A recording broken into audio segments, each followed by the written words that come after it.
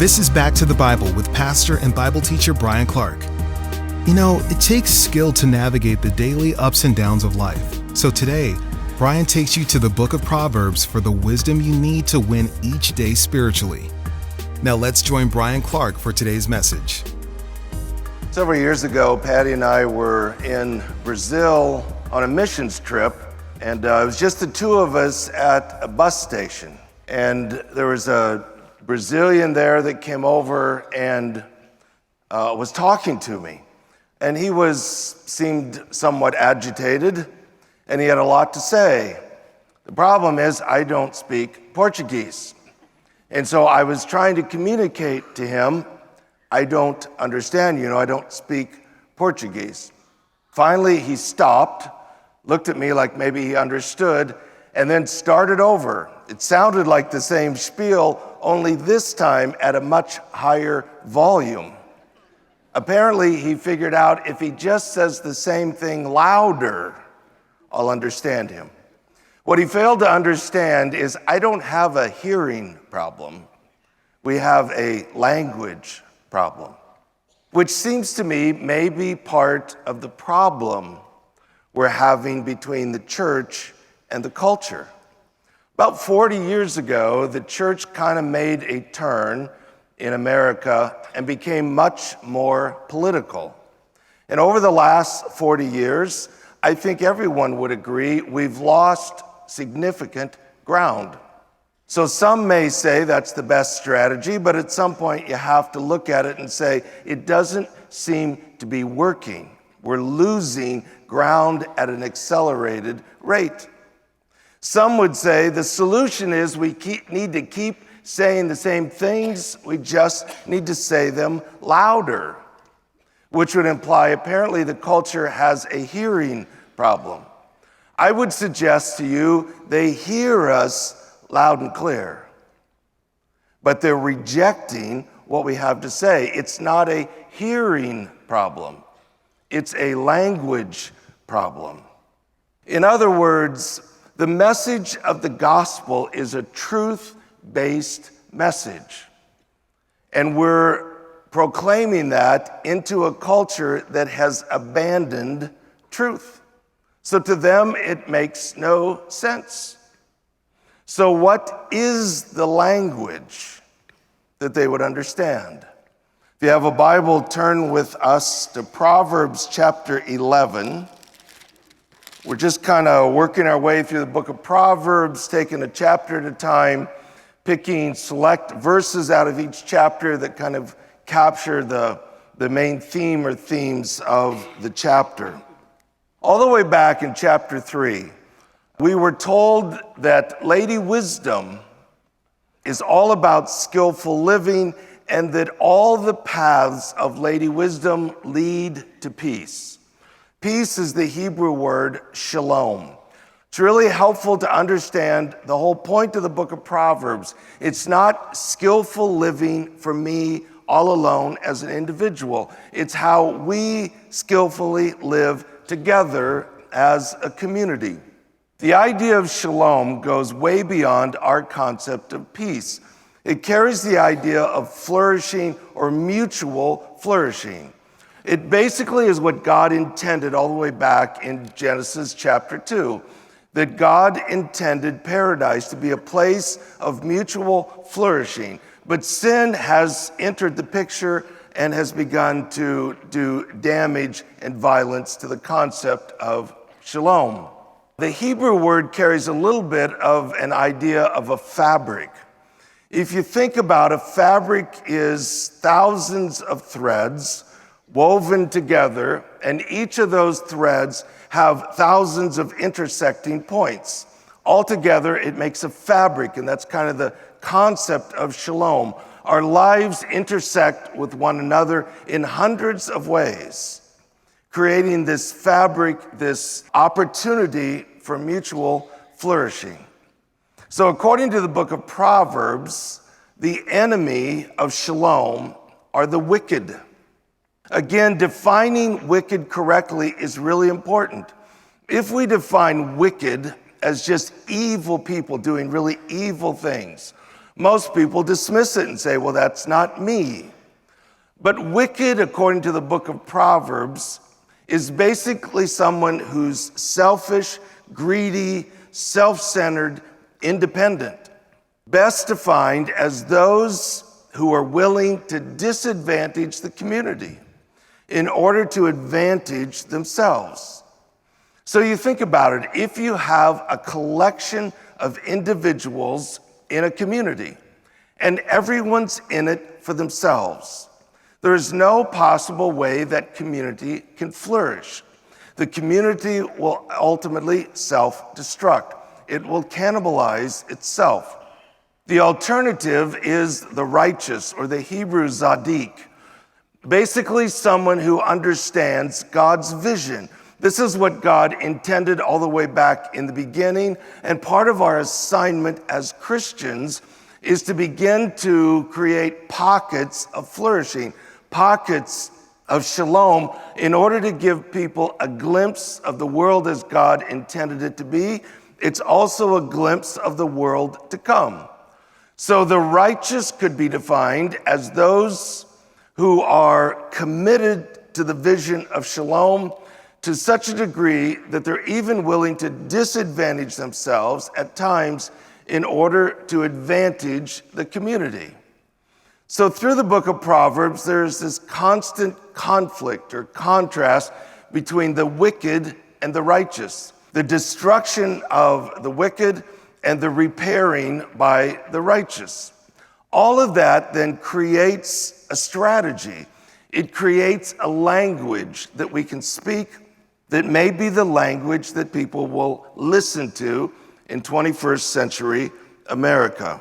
So in chapter 11, there's examples of the damage done by the wicked. So verse 1, a false balance is an abomination to the Lord, but a just weight is his delight. When pride comes, then comes dishonor, but with the humble is wisdom. The integrity of the upright will guide them, but the crookedness of the treacherous will destroy them. The idea of a false balance is basically talking about cheating someone in the marketplace. It's the idea of a merchant having a balance, which is how they calculated value. So you're going to pay for something, you put your coins on one side of the scale, there's another side of the scale that has weights, and it weighs the weight of those coins, and that determines the value. But what was extremely common in the ancient world is the scales were rigged, either rigged through the weight of the coins or rigged in some way so it didn't reflect accurately. So it was always a struggle to know whether you were being cheated or not. So that's what the proverb is talking about. The contrast to that would be just weight, the second part of verse 1. In other words, an accurate weight, that there is fairness, there's truth. When someone is cheating, they're advantaging themselves by disadvantaging others. That is the mode of operation of the wicked. So think of it this way. When the wicked prevail, when the wicked by and large win the day in the culture, what results is many individuals, each in it for themselves, willing to cheat anybody they can in order to advantage themselves. So over the last several decades, anyone who's in business, in healthcare, in education, in so many of these fields, would say that they are being buried by laws and regulations and policies. A lot of people feel like they spend more time doing all this paperwork than they do actually carrying out their business. Why is that? Over the last 40 years, we have become much more secular as a culture. At the same time, the government, the laws, the policies, the regulations have increased dramatically. We want to blame the government. But the government is responding to what's happening in the culture. And what's happening is everybody's in it for themselves. So everybody's going to work an angle. Everybody's going to cheat the system. Everybody's going to do whatever possible to gain for themselves. And so what you end up with is this culture that becomes so restrictive, it becomes so suffocating that you lose your freedom, you lose your safety, you lose your protection, you lose your value, you lose everything that made the community flourish. That's the ultimate end, the fruit of the wicked. The alternative then is the way of the righteous. The text says in verse 3 that it's the integrity of the upright that guides them. They don't need all these laws. They don't need all these policies. They don't need all these regulations because there's an internal sense of integrity. I'm not in this to advantage myself by disadvantaging others. I'm in this to seek to create this vision of shalom. I want us to all flourish together. And so there's this internal moral compass that guides them to do the right thing. So it opens with this idea that the more the wicked prevail, the less freedom, the less trust, the less honesty, the less life we can experience together. But when the righteous prevail, there is a freedom, there is a flourishing, there is a safety and protection that goes with that. So you have this consistent contrast. This is the benefit of the righteous prevailing. This is the consequence of the wicked prevailing, which again begins to set up a strategy to create a language that people will listen to. Hi, Kara Whitney here. I'm often a guest on Back to the Bible with Bryan Clark. And one of the things that Bryan and I have in common, besides the passion for the gospel, is a love for horses. So when I was approached about writing a devotional, well, I guess I just couldn't help but include both of my passions. That's how I came to write Unbridled Faith, 100 Devotions from the Horse Farm. It's a book filled with lessons that God taught me through His Word and my work with horses. Whether you're a horse lover or not, I know you're going to be encouraged as you read about overcoming temptation, learning to be content, facing fear with faith, and many other life lessons. I'd love for you to have a copy of Unbridled Faith, so be sure to make your request today. Unbridled Faith, 100 Devotions from the Horse Farm is our gift to thank you for your support of Back to the Bible. Call with your gift today at 1-800-759-2425. 1-800-759-2425. Or to give online, visit backtothebible.org. backtothebible.org. Now let's get back to Bryan Clark and today's message from Proverbs 11. Verse 4, riches do not profit in the day of wrath, but righteousness delivers from death. Basically, the idea that people cheat because they're selfish, because they're greedy, because they want more. But at the end of the day, that money can do nothing in the day of judgment. But it also carries the idea that the money can't fix a culture that's cannibalizing itself. There is this consistent message that the wicked ultimately are tearing apart the fabric of shalom, but it's the fabric that holds them up. So again and again, we're told that the wicked ultimately victimize themselves because you can't do damage to the net that holds you up without you yourself being destroyed in the process. So that's the idea. Verse 5, the righteousness of the blameless will smooth his way, but the wicked will fall by his own wickedness. The righteousness of the upright will deliver them, but the treacherous will be caught by their own greed. So as you read through the rest of this chapter, and so commonly in the book of Proverbs, look for that consistent message that the wicked ultimately destroy themselves. You can't do damage to the fabric of shalom without doing damage ultimately to yourself, because you live in the culture, the community that you've created. And then the righteous are charged with the vision of restoring shalom. All of that then goes down to verse 10.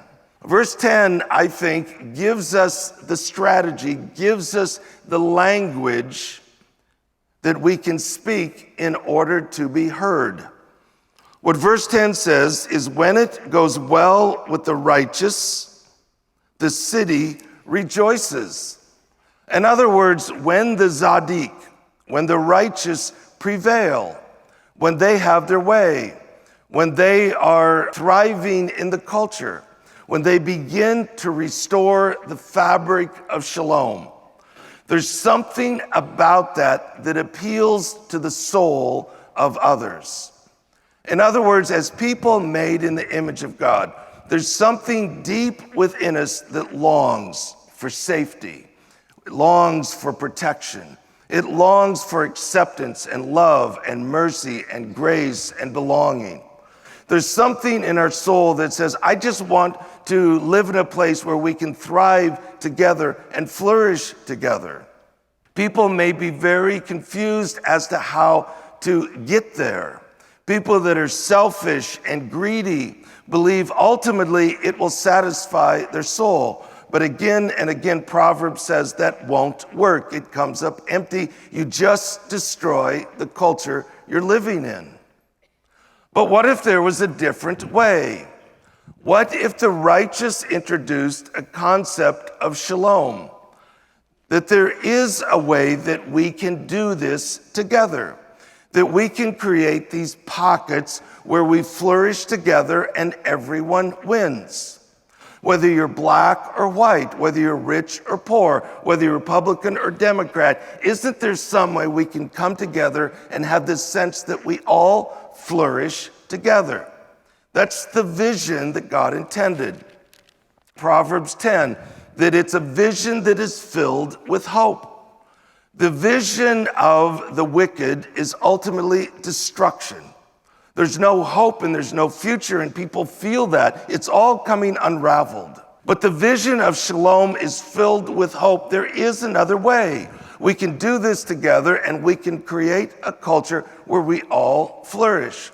What the text says is, when the righteous have their way, the city rejoices. Because people feel that. That's what my soul wants. That's what my soul longs for. There's a sense in which this is a better way. The idea of rejoicing is a Hebrew word that was primarily used to describe military victory.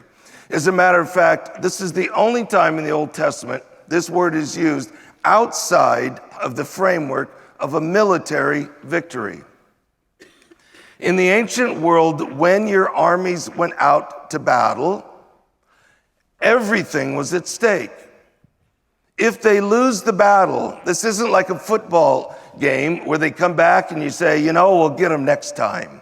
This is for keeps. If the army loses, life as you know it has come to an end. You're either going to be slaughtered or you're going to be sold into slavery, but your chance at life is over. That's the word that's used to describe when the army wins.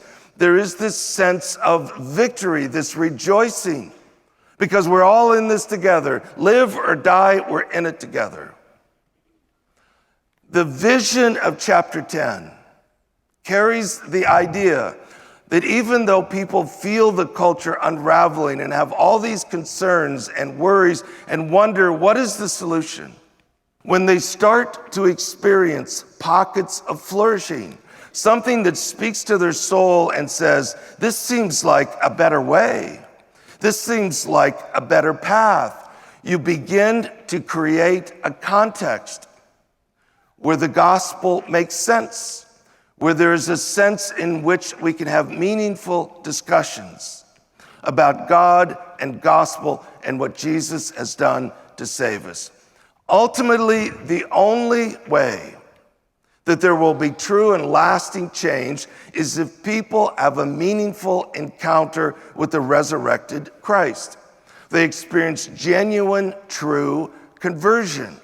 And that requires meaningful conversations around the gospel, which means there has to be some sort of a language, a common language to speak. When the righteous cause the city to flourish, the city will rejoice. Every single one of us intersect in hundreds of ways out into the community. If we did so with a vision for shalom, for flourishing, how can I serve you? What would it mean for you to flourish? How can we do this together? It creates pockets of flourishing that then create platforms for presenting the message of the gospel. So that's basically what verse 10 is saying. This would be a very practical goal for us, that we would have a goal that people in our city would say, this city is better because they're here. That should be the goal that creates a platform by which we can express, this is why we do what we do. This is the heartbeat of the gospel. Now here's Bryan with a few added thoughts to help you move forward in faith today. In the New Testament, both Paul and Peter challenge us as Christians to do good, to silence our critics, not to return anger for anger or insult for insult, but to make a noticeable difference that gets the attention of an unbelieving world. So what I often refer to, and I do a lot in the Proverbs, is creating pockets of flourishing. It's trying to create little glimpses of shalom as a witness, as a platform from which we can share the gospel. So I think, again, really evaluating, how does all this angry rhetoric change anything? So think about creating pockets of flourishing at work or at church or in your home or in your neighborhood. And I think the challenge is trying to figure out a language that people understand. In other words, think about what's happening in those places and what could you do to create flourishing there? What could you do in a way that everyone there would say, that makes this better? By doing that, you win them over, and it's much more likely they're going to listen to the message of Jesus. So that's my challenge. How can I create pockets of flourishing where God has me today? You're listening to Back to the Bible. Thank you for listening. Be sure to come back again tomorrow as Bryan shares more wisdom from the book of Proverbs, here on Back to the Bible. If you missed part of the program, you can listen again at backtothebible.org/podcast or find us on your favorite podcast app.